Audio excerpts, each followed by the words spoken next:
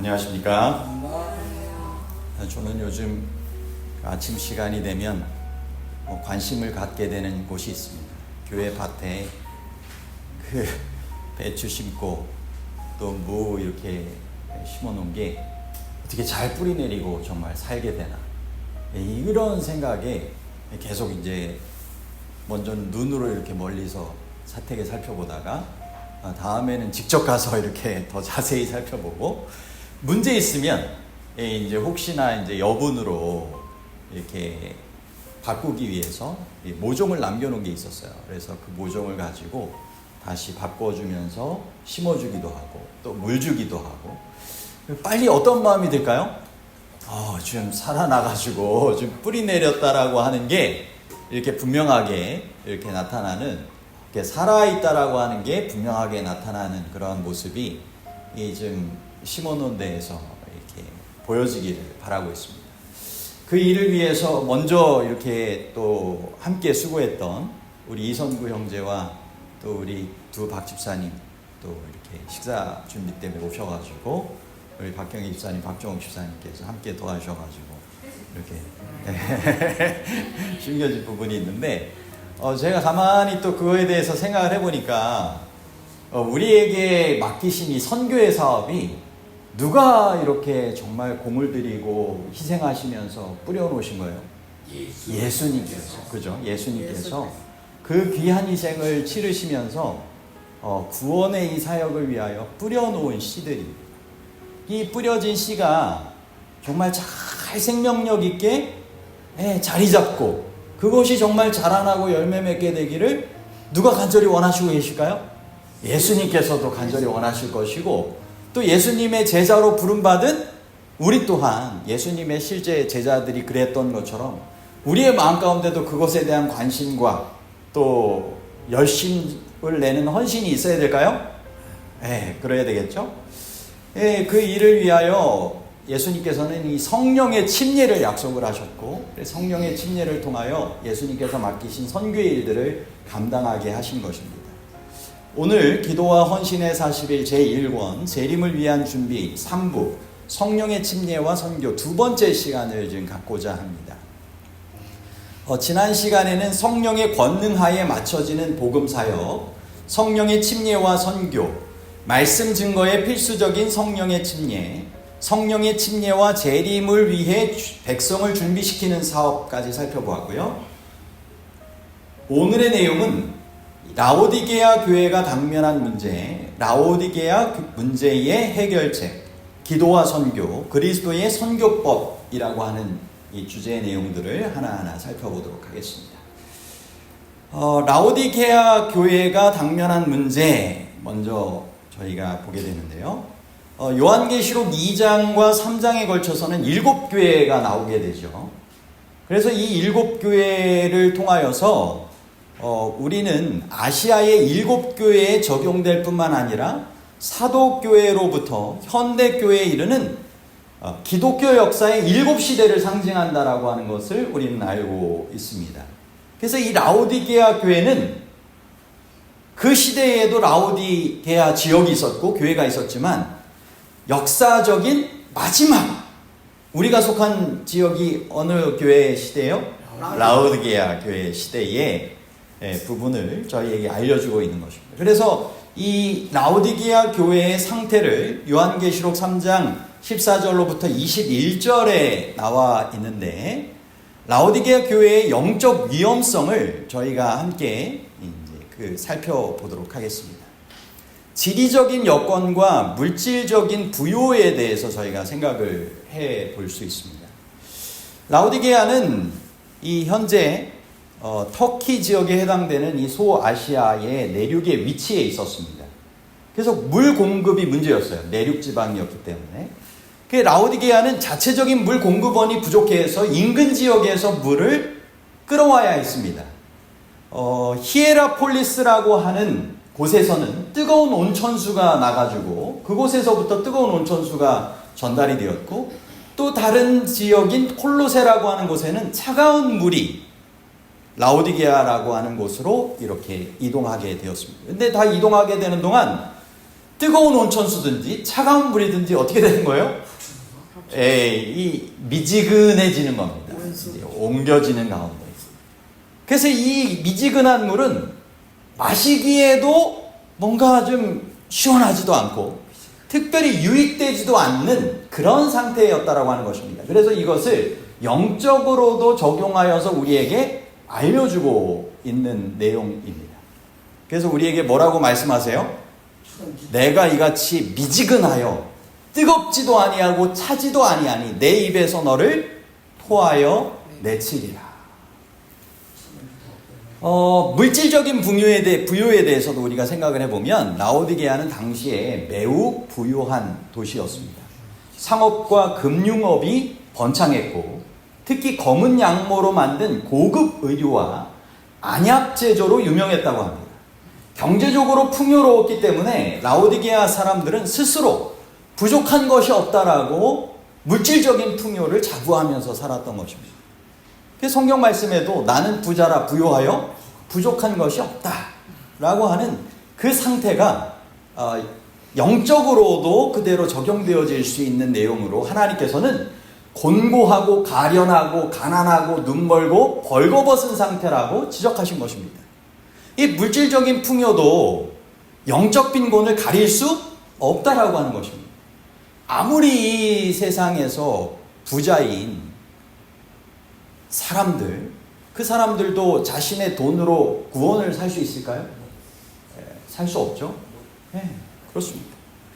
그래서 우리에게 알려주시는 것은 이 불로 연단한 금을 사라 라고 말씀하시면서 이것은 이 정결한 믿음, 영적인 순결, 그래서 시련과 고난을 통하여 순수하고 강해진 믿음, 예수 그리스도 안에서의 참된 이 사랑을 상징하는 것을 우리에게 알려주고 있는 것이고요.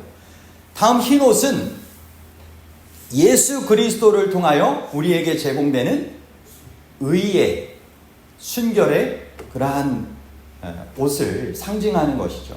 그래서 영적인 수치와 죄에서 벗어나야 된다라고 하는 것을 알려주는 것이고, 안약은 우리에게 영적 시력을 회복할 수 있도록 성령의 특별한 이 조명이, 성령의 역사하심이 필요하다라고 하는 것을 우리에게 알려주는 것입니다. 하나님의 그러한 경고와 소망, 기대가 있는데 이 저자는 이 책에서 이렇게 표현하고 있어요. 좀 새로운 해석일 수 있는데, 여러분 우리에게 치유를 제공하고 유익을 끼치는 것을 생각을 해보면 온냉욕이라고 하잖아요.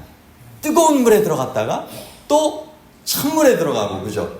이것을 번갈아 가면서 하면서 이렇게 수치료를 받는다고 하지 않습니까? 그래서 저도 여수 요양병원에서 봉사자로 이렇게 일했던 적이 있었는데, 그때도 가만히 생각해 보면 이 암 환자들에게 몇 도 이상의 그러한 고열 치료가 필요하다 해가지고 그런 열 치료를 위해서 특별히 제작된 곳이 있었고, 그곳에 이렇게 들어가 계시는 동안 제가 옆에서 이렇게 기쁨조로 찬양해드리고 뭐 이렇게 했던 기억도 납니다. 아무튼 우리가 이런 온천이나 이런 사우나를 통해서 이렇게 하게 되는 효과들을 우리가 온냉수 수치료로 우리가 생각을 해볼 수 있죠. 그런데 교회가 이런 생명을 나누는 기관이 되어야 한다라고 하는 것을 우리에게 영적으로도 설명할 수 있는 부분이 바로 이 라오디게아 교회의 상태를 통하여 주실 수 있는 교훈 중에 하나라고 하는 것입니다. 차든지 뜨겁든지 뭔가, 그래서 이런 온냉수 수치료를 통하여 치유를 제공하는 그런 물처럼 교회는 이런 생명의 은혜를 나누는 그런 치유의 역사가 있는 유익을 끼치는 교회의 기관이 되어야 되는데, 그렇지 못한 상태가 있을 수 있다라고 하는 것이죠. 그래서 이 교회가 해야 할 역할을 우리에게 이렇게 설명을 하고 있어요. 세상의 소금이 되라고 했죠. 근데 여러분, 세상의 소금이 되라고 주님께서 말씀하셨는데 이 맛을 잃은 소금은 어떻게 된다고 하였습니까? 맞아요. 아무 쓸데없어 다만 밖에 버리고 사람에게 밟힐 뿐이니라 라고 마태복음 5장 13절은 기록하고 있습니다. 여러분, 온냉수 치유의 효과가 이제 필요한 뜨거운 물이나 찬물이 필요하다고 이야기하고 있는데, 미지근한 물은요, 이 치유의 호흡을 잃었기 때문에 쓸모없어짐으로 버림을 당한다라고 하는 것을 요한계시록 3장 16절에는 우리에게 설명해 주고 있습니다. 내 입에서 너를 토하여 버리리라, 내치리라. 교회가 하나님께서 정말 쓰시기에 적합한 그러한 역할을 해야 한다라고 하는 것입니다. 그럼 어떻게 교회 역할인 생명이 교회로부터 흘러나오게 되는가?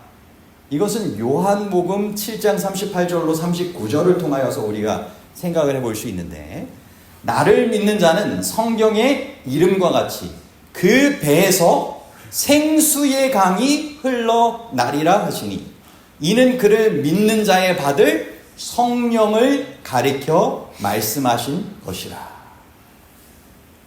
여러분, 생수의 강이 정말 흘러 넘치는 교회가 되면 좋을까요? 아멘. 이 무엇을 통하여서 그렇게 된다고요? 믿는 자의 받을 성령을 가리켜 말씀하신 것이다. 성령의 침례를 통하여 교회에서 생명이 흘러나가게 되는 교회 역할을 감당하게 된다라고 하는 것입니다. 그래서 하나님께서는 이렇게 경고의 말씀을 라오디게아 교회에게 주셨죠. 이것을 통하여서 다음으로 우리가 취해야 할 행동은 무엇일까요? 영적인 자각을 해야 할 것이고, 그죠? 우리에게 정말 부요하여 부족한 것이 아무것도 없다가 아니라 내가 얼마나 연약하고 부족한지, 교회의 역할을 우리가 잘 감당하고 있는지의 상태를 잘 진단하고, 영적인 자각과 함께 치유의 역할을 성령의 침례를 통하여, 성령의 역사를 통하여 회복하는 것입니다. 그리고 그 역할을 잘 해나갈 때 나도 함께하는 이들에게도 재림을 준비하게 하는 역사가 있게 될 것입니다. 아멘. 여러분, 이것이 주님께서 바라시는 그러한 모습이겠죠? 이제 다음 장을 통하여서 라오디게아 문제의 해결책을 더 자세하게 살펴보도록 하겠습니다. 치유를 제공하는 교회로 변화되는 방법. 라오디게아 교회에 보내는 권면에 보면 요한계시록 3장 20절에 뭐라고 기록하고 있어요? 볼지어다 내가 문 밖에 서서 두드리노니 누구든지 내 음성을 듣고 문을 열면 내가 그에게로 들어가 그로 더불어 먹고 그는 나로 더불어 먹으리라. 결국 라오디게아 문제의 해결책으로 무엇을 제시하고 계신 거예요? 문을 열고 두드리시는 예수님을 마음에 모셔드려라 라고 하는 것입니다. 여러분, 예수님을 그 마음에 모시고 살아가는 성도, 예수님을 그 중심에 모시고 살아가는 교회, 정말 치유를 제공하는 성도, 교회로서의 역할로 잘 변화되는 삶을 살아갈 수 있을까요? 네, 그런 것입니다. 근데 예수님께서 우리 안에 들어오시는 방법은 무엇을 통해서 그렇게 하신다고 했어요? 방금 앞에 설명했던 내용하고 이제 연결되어지는 부분입니다. 결국 성령의 침례를 통하여 교회가 역할을 잘 감당하게 된다라고 했죠. 생수의 강이 흘러넘치는. 그리고 여기에서는 예수님을 마음에 모셔드리는 것하고 이제 같이 연결지어서 보는데, 예수님께서 이 마음에 모셔드려 올 수 있는 마음 안에, 우리 안에 함께 들어오시는 방법은 성령의 침례를 통하여 그렇게 된다라고 하는 것입니다. 같은 말인 거죠. 요한복음 14장 16절로부터 18절에 보면 예수님께서 제자들에게 그런 말씀을 하셨죠. 내가 아버지께 구하여서 또 다른 보혜사를 너희에게 보내주사 영원토록 너희와 함께 있게 하시리니. 그러면서 예수님의 그 당부의 말로 보혜사 성령님을 보내주시겠다라고 말씀하신 이후에 이어지는 내용 보면 내가 너희를 고아와 같이 버려두지 아니하고 너희에게로 오리라 라고 말씀하셨어요. 결국 성령님을 통하여 누가 오신다라고 하는 거예요? 예수님께서 오신다라고 말씀하신 것입니다. 그죠? 그 마음 가운데. 이 제자들에게 정말 이것이 실천이 되었을까요? 실행이 되었을까요? 네, 오순절 성령 강림을 통하여서 실제적으로 이 일이 이루어진 것입니다. 그래서 제자들은 그 10년 가운데 성령의 역사를 통하여 예수님과 함께 더불어 살아가는 삶을 살아가게 된 것입니다. 요한일서 3장 24절에서도 이렇게 표현하고 있죠. 그의 계명들을 지키는 자는 주 안에 거하고 주는 저 안에 거하시나니 우리에게 주신 성령으로 말미암아 그가 우리 안에 거하시는 줄을 우리가 아느니라. 무엇으로 우리 안에 거하신다고요? 주님께서? 성령으로 말미암아. 예수님께서 우리 안에 거하신다라고 하는 것입니다. 그러면은 성령의 침례가 뜨뜻미지근한 그리스도인에게 어떤 영향을 주게 될까요?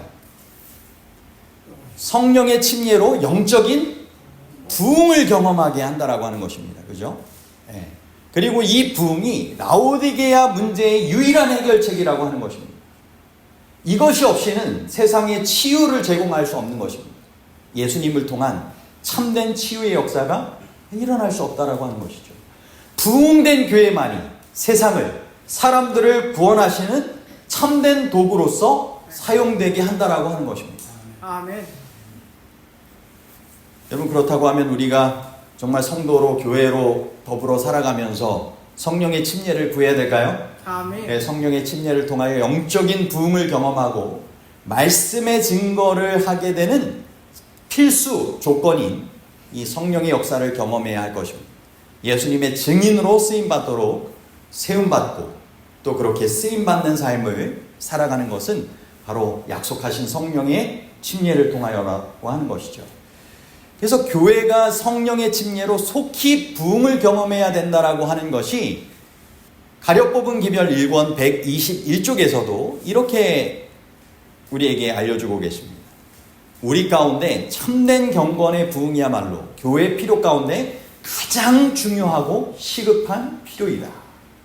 여러분, 우리의 교회가 정말 가장 중요하고 시급한 필요를 먼저 구하고 체험받고 살아가실 수 있게 되기를 바랍니다. 가력 뽑은 기별 2권 57쪽에서는 오순절 날에 있었던 것과 같은 성령의 침례는 교회의 참된 신앙의 부흥을 일으키고 많은 이적과 기사가 일어나게 할 것이다.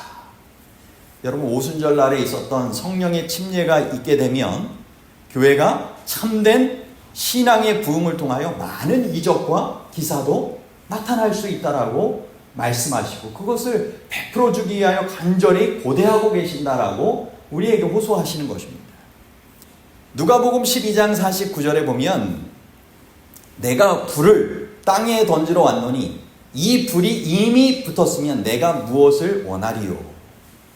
예수님께서 이 말씀하신 불은 어떤 불을 이야기하는 것일까요?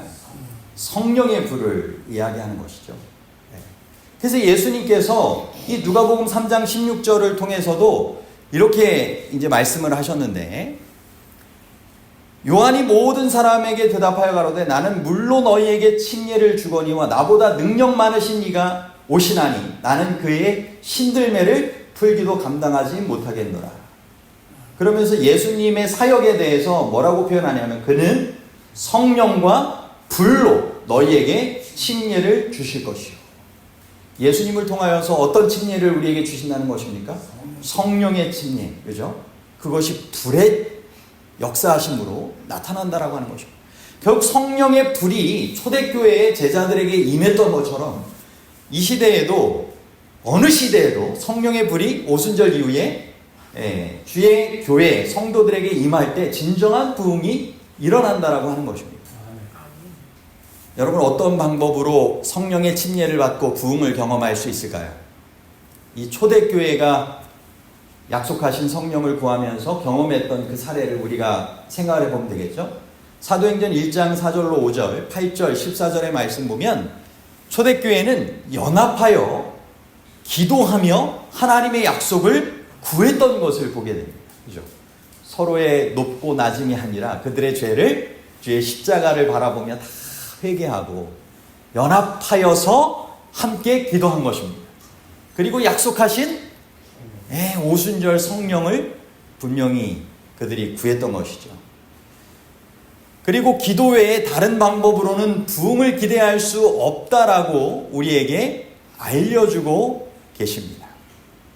시편 85편 6절 개역성경에서는 우리를 다시 살리사 주의 백성으로 주를 기뻐하게 아니하시겠나이까? 라고 되어 있는데, 여기 다시 살리사라고 하는 부분은 영어적인 표현으로는 이 부흥시키는 것을 의미하는 것입니다. 우리를 다시 부흥시키셔서, 무엇을 통하여서 부흥시켜 주시는 것입니까? 성령의 역사를 구하고 기도할 때 그 기도 가운데서 응답하셔서 그와 같은 이 부흥을 허락하여 주시는 것이죠. 그러므로 우리도 우리를 다시 살리사 주의 백성으로 주를 기뻐하게 아니하시겠나이까? 우리를 다시 부흥시켜 달라고 간절하게 구해야 되겠죠? 수년 내에 우리로 부흥케 하옵소서. 정말 이 양평교회가 정말 부흥하게 되도록 우리가 더욱 기도해야 되겠습니까? 아멘. 네, 성령의 역사하신 가운데 참된 부흥의 역사가 일어나도록 우리가 함께 기도하면 좋겠습니다. 아멘. 올해 교회가 선교 60주년입니다. 양평교회 선교 60주년. 정말 언제 몇 주년 될 때 예수님 재림하실지 모르겠지만 재림이 정말 임박해가는 때 우리가 살아가는 건 맞지 않습니까? 이 마지막 때에 우리 안에 정말 간절하게 필요된 것은 이 성령의 역사하심을 통한 참된 부흥이라고 하는 것입니다. 이제 이어지는 기도와 선교에 대해서 살펴보도록 하겠습니다. 여러분, 영적 전쟁에서 기도의 힘이 정말 중요할까요? 아멘. 네. 기도의 역할과 필요성에 대해서 우리가 생각을 해보면 좋겠습니다. 여러분, 개인적 부흥과 교회적 부흥의 필수적인 요소가 무엇이라고 하였습니까? 기도라고 했죠. 기도를 통하여서 참된 부흥이 이르러 올 수 있다라고 하였지 않습니까? 그것이 방금 저희가 살펴보았던 시편 85편 6절 약속의 말씀에 근거하여서 기도하게 되는 내용 가운데도 포함이 된 부분이고요. 다음으로 고린도후서 10장 4절 5절에서는 사탄의 견고한 요새를 무너뜨리고 잃은 자를 구원하는 능력이 무엇을 통하여 이르러 온다고요? 기도를 통하여 이르러 온다라고 하는 것입니다. 성경 말씀의 개역 성경에서는 이렇게 그 내용을 우리에게 알려주고 있습니다. 우리의 싸우는 경기는 육체에 속한 것이 아니요 오직 하나님 앞에서 견고한 진을 파하는 강력이라.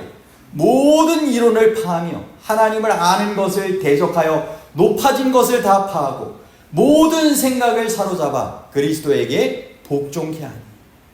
무엇을 통하여 그런 영적인 전쟁에서의 능력이 나타나는 것이라고요? 기도를 통하여 그렇게 한다라고 하는 것입니다.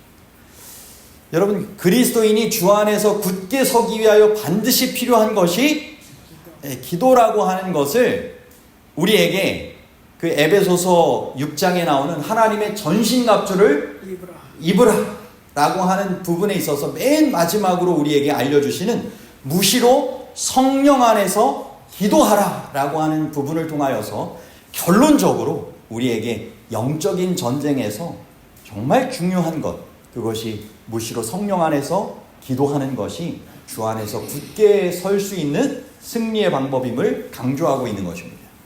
영적 전쟁에서 사탄의 영향을 제어하고 잃은 자들의 영적인 눈을 뜨게 하는 것. 고린도후서 4장 3절로 4절 말씀 보면 우리에게 그것을 이렇게 강조하여 설명하고 있습니다. 만일 우리 복음이 가리웠으면 망하는 자들에게 가리운 것이라. 그 중에서 이 세상 신이 믿지 아니하는 자들의 마음을 혼미케 하여 그리스도의 영광의 복음의 광채가 비치지 못하게 함이니 그리스도는 하나님의 형상이니라. 아멘. 사람들의 마음을 정말 혼미케 하게 되는 영의 역사가 있는 것입니다. 사탄의 영향이 있는 것입니다. 그것을 제어하고 잃은 자들의 영적인 눈을 뜨게 하는 것. 그래서 하나님의 영광의 광채가 정말 휘장이 거치는 것처럼 밝히 보여지게 하는 것. 무엇을 통해서 그렇게 하는 거라고요? 기도의 역사를 통하여서 하게 된다고 하는 것입니다. 그러면 우리가 여전히 믿지 아니하는 자들을 위하여 중보기도하는 것이 필요할까요? 네, 그죠? 여전히 믿지 아니하는 자들의 마음을 혼미케 하고 그리스도의 영광의 광채를 바라보지 못하고 그 빛이 비치지 못하게 막고 있는 사단의 그러한 부분들을 우리가 물리치게 되기 위해서는 우리의 중보의 기도가 필요하다라고 하는 것입니다. 그래서 영혼 구원을 위하여 기도가 필수적이다라고 하는 것을 이 복음전도 342쪽에서도 우리에게 설명해 주고 있습니다. 지난 안식일 설교 말씀 가운데도 인용한 내용인데요. 많은 기도로서 영혼들을 위하여 활동해야 하는데 오직 기도만이 사람들의 마음과 접촉할 수 있는 방법이기 때문이다.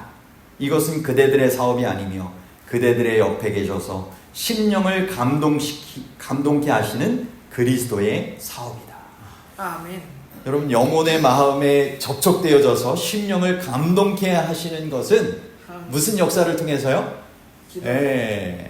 성령의 역사를 통하여서 그 일들이 가능하다라고 하는 것입니다. 아멘.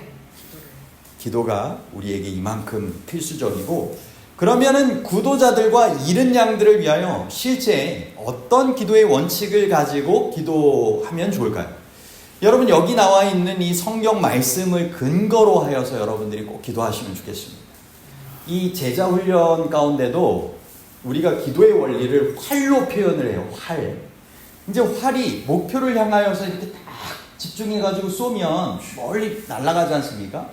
근데 이제 활이 활시 위에서 이렇게 떨어져 있는 그냥 맨 화살만 그냥 쏴가지고 갈 수 있을까요?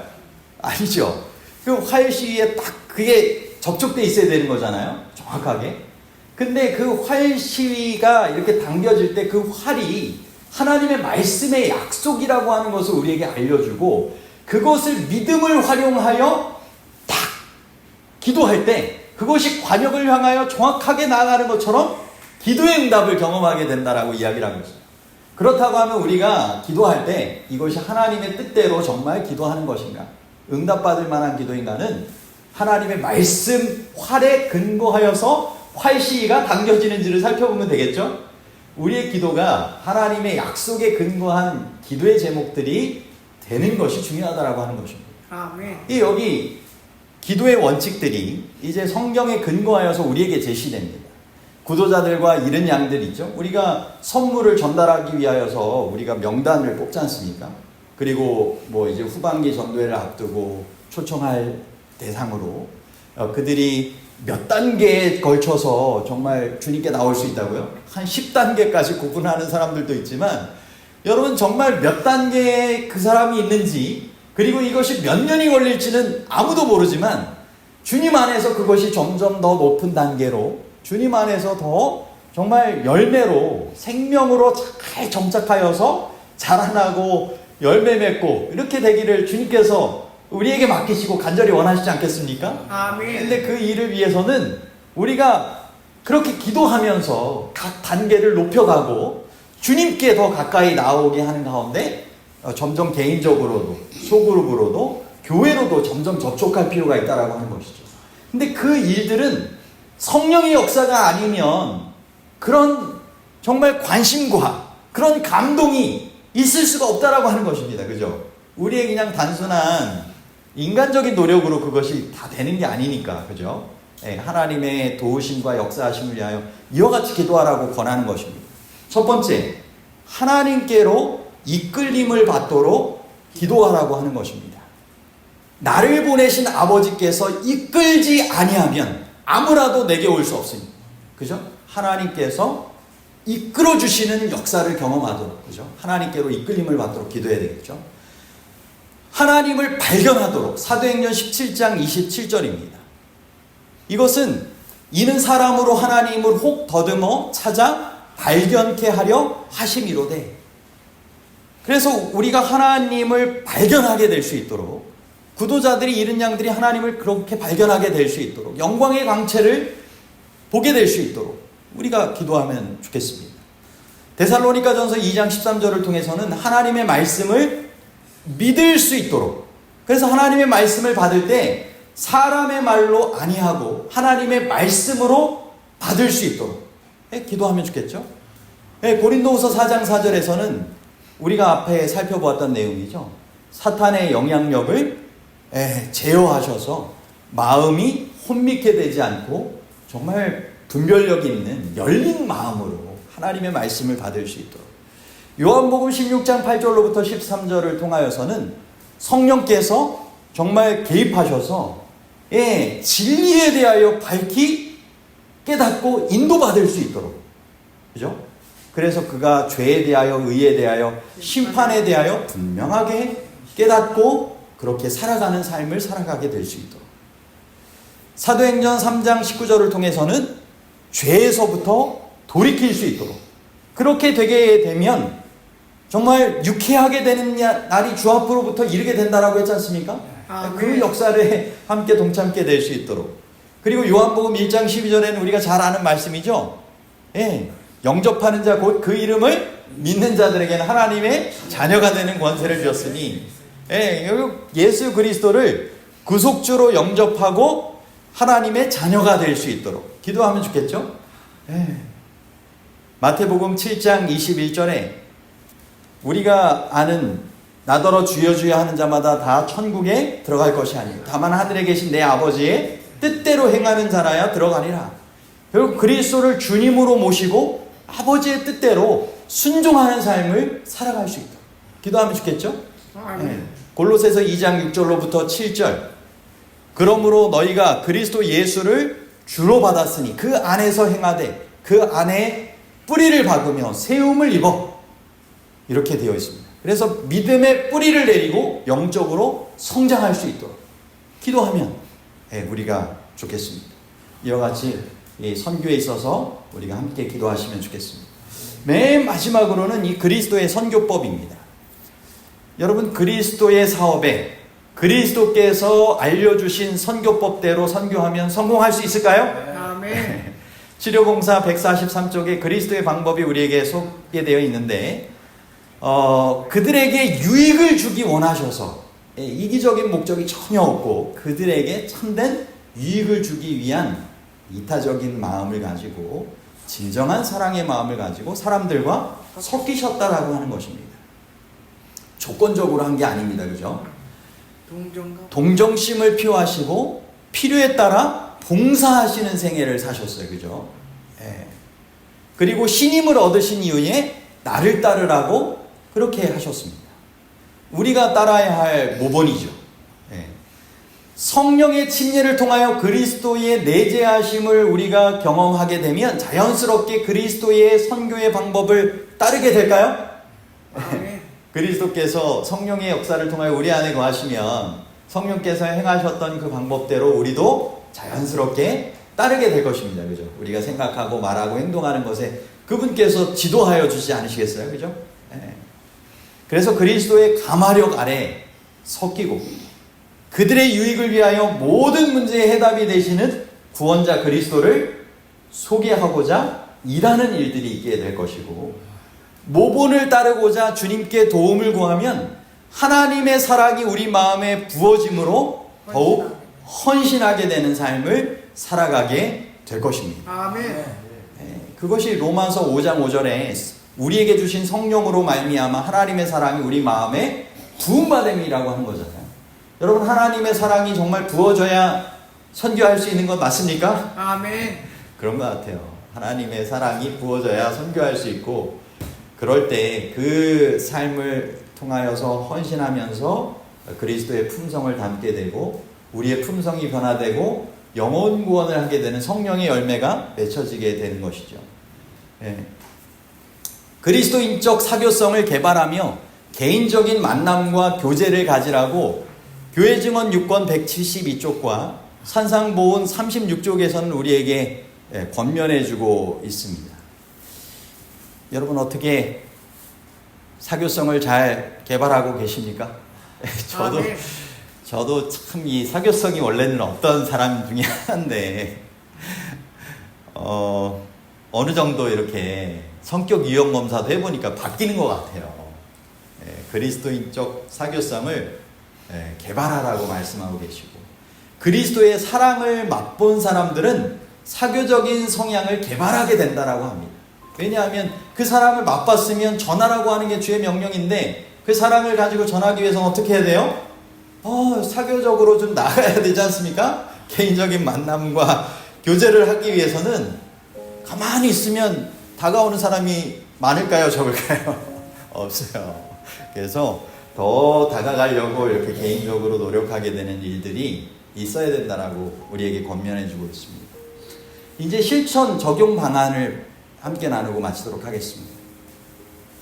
계속해서 성령으로 충만케 해주시고 영혼 구원에 대한 열정을 마음에 넣어주시도록 기도하는 게 필요할까요? 아멘. 네, 그렇습니다.